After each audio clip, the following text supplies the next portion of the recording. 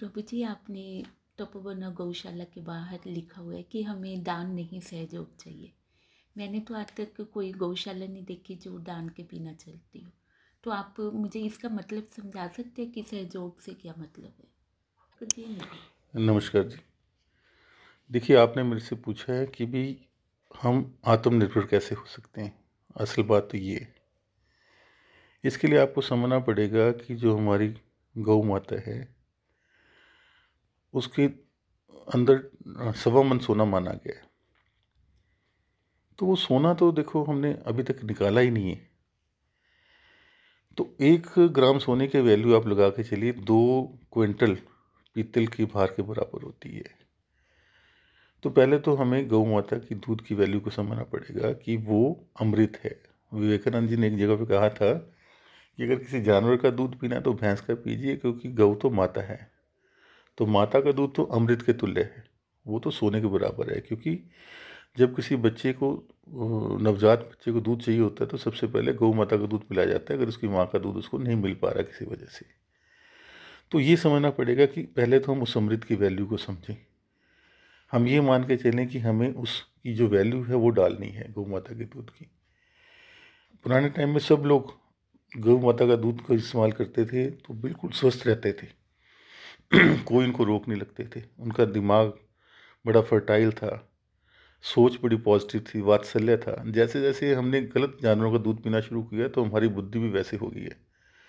मैं तो हैरान हूँ, अगर कल को कोई बंदा कहे जी सूअर के दूध में सबसे ज़्यादा फैट्स होते हैं, तो क्या हम लोग सूअर का दूध पीना शुरू कर देंगे क्या? तो आप ये मान के चलें कि ये क्वालिटी है, क्वांटिटी नहीं है। पहले तो दूध की आप वैल्यू समझिए, उसके बाद ही सारी बातें मैं आपको समझा पाऊँगा कि हम आत्मनिर्भर कैसे हो सकते हैं। इसकी वैल्यू आप ये मत कह के गिराइए कि इसमें फैट्स कम है। अगर कोई भैंस पूरे साल के अंदर 3000 लीटर दूध देती है तो गाय मुश्किल से 1200-1300 लीटर दूध देती है। तो इसकी वैल्यू बहुत इंक्रीज़ होनी चाहिए। दिल्ली के अंदर तो लोग समझ रहे हैं इस बात को। वो लोग तो 150 रुपये लीटर भी दूध परचेज़ कर रहे हैं। तो पहले तो इस सोने की आप वैल्यू लगाइए, जिसकी हम मान के चल रहे हैं कि कम से कम 100 रुपया पर केजी इसकी वैल्यू होनी चाहिए। और आप लोगों को इसके लिए गोपालक बनना होगा। प्रभु जी, आपने गौ पालक की बात की है ना, तो मुझे ये गौ पालक का समझ में नहीं आया कि हमें गौ को खुद को पालना पड़ेगा। कि आप मतलब कि गौ पालक के बारे में कहना क्या चाहते हैं?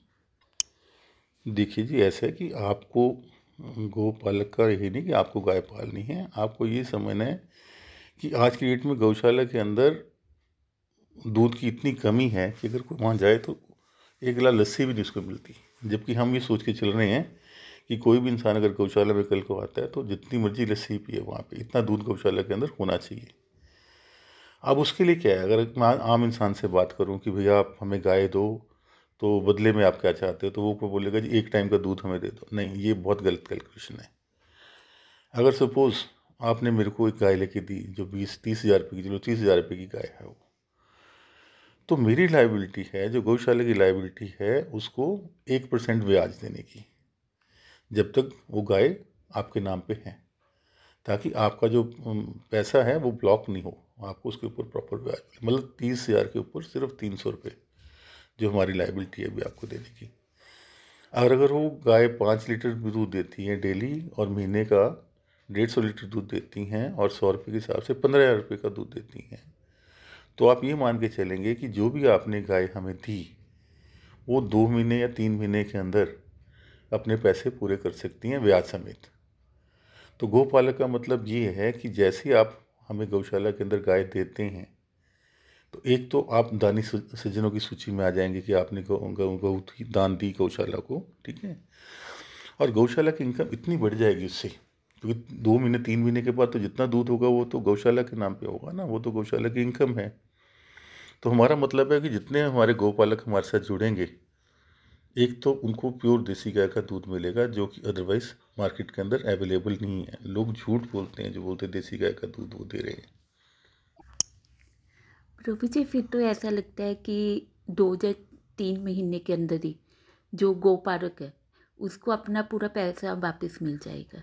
इसका मतलब तो यही हुआ ना, 1 साल के अंदर जैसे आपने बताया कि वो 1000 लीटर दूध देगी, तो फिर बाकी के जो महीने होंगे तो उसमें मतलब कि गौशाला को 60-70 हज़ार की इनकम हो जाएगी।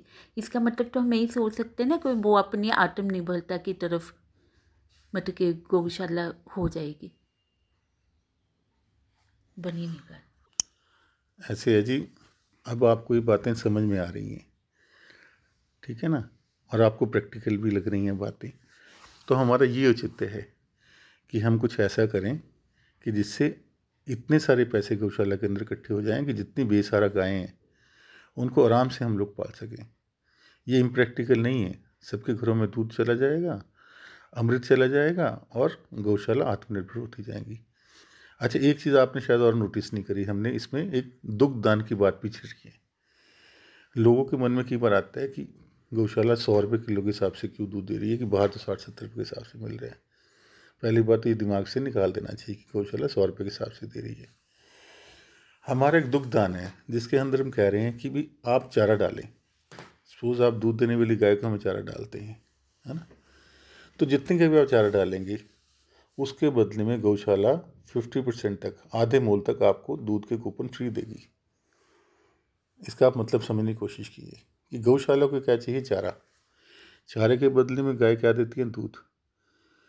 अगर आपने 10 लीटर दूध लिया और उसका 1000 रुपये मूल्य हुआ, और इधर आपने 1000 रुपये का चारा डाल दिया जिसमें हम जो भी बोलेंगे, कोई चोकर डालनी है, कोई सूर डालनी है, जो दूध देने वाली गाय के लिए जरूरत नहीं है, कुछ और चीज़ डालनी है, तो 500 रुपये के दूध के कूपन आपको इशू हो जाएंगे जैसे ही आप चारा डालते हैं। तो मतलब 10 लीटर दूध आपको अल्टीमेटली कितने का मिलेगा, 500 रुपये का। अगर आप ज़्यादा का चारा डाल देते हैं तो हो सकता है वो आपको और भी कम रेट के अंदर वो दूध मिले। तो गौशाला का मकसद पैसा कमाना नहीं है। गौशाला का मकसद तो बेसिकली बेसहारा गाय को पालना है।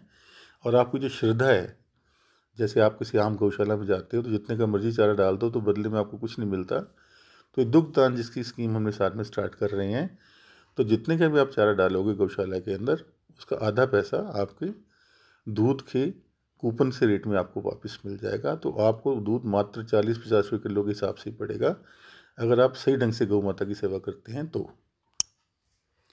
प्रभु जी, जैसे आपने कहा था कि जो मैंने आप गौशाला को गाय दी है, गौ माता दी है, तो मतलब कि जैसे वो मैंने 2-3 महीनों में उसका पूरा हो जाएगा, तो क्या मैं उस गौ माता को, वो मेरी रहेंगे, मैं उनको मिल सकूँगी, मतलब कि मेरी उनके साथ 2-3 महीनों में ही अटैचमेंट हो जाएगी, तो क्या मैं उनके मतलब, क्या मेरा मतलब समझ रही है ना कि मैं क्या कहना चाहती हूँ, क्या हो सकता है?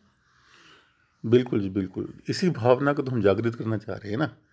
हम ये नहीं चाह रहे कि डायरी में बंधा बंधाया दूध आपके पास आ रहा है, आपको नहीं पता कहाँ से आ रहा है, कैसे उसकी प्रकृति है दूध की, दूध देने वाली गाय कैसी हैं। तो यही हम चाह रहे हैं कि जो दूध देने वाली गायें हैं, जो गोपालक गायें हैं, वो सारी उम्र के लिए उन्हीं के नाम पे रहें।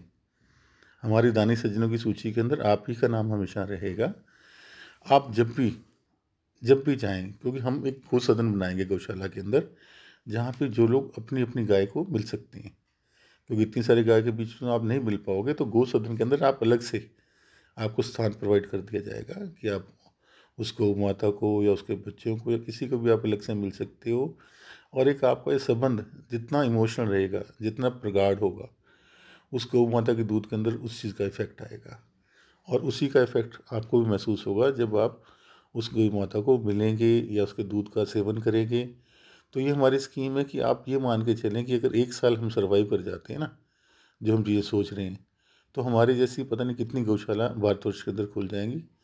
और जितनी बेसहारा गायें आपको नज़र आती हैं, नंदी नज़र आते हैं, उनको एक आश्रय मिल जाएगा और घर घर के अंदर देसी गाय का दूध पहुंच जाएगा। कि आपने हमें इतना अच्छा हमें बताया कि मुझे तो इस तरह से लगता है कि मैं आत्मनिर्भरता का मतलब नहीं समझ पा रही थी, पर आपने मुझे आत्मनिर्भरता का गौ माता के प्रति एक बड़ी अच्छी जानकारी दे दी है।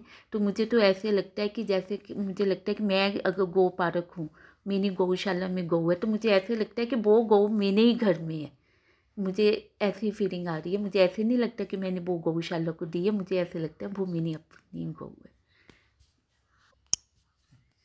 प्रभु जी, आपने मुझे गौ माता के बारे में इतना अच्छा बताया, उसकी आत्मनिर्भरता के बारे में बताया, तो इसके लिए आपका बहुत बहुत धन्यवाद। धन्यवाद जी, नमस्कार जी।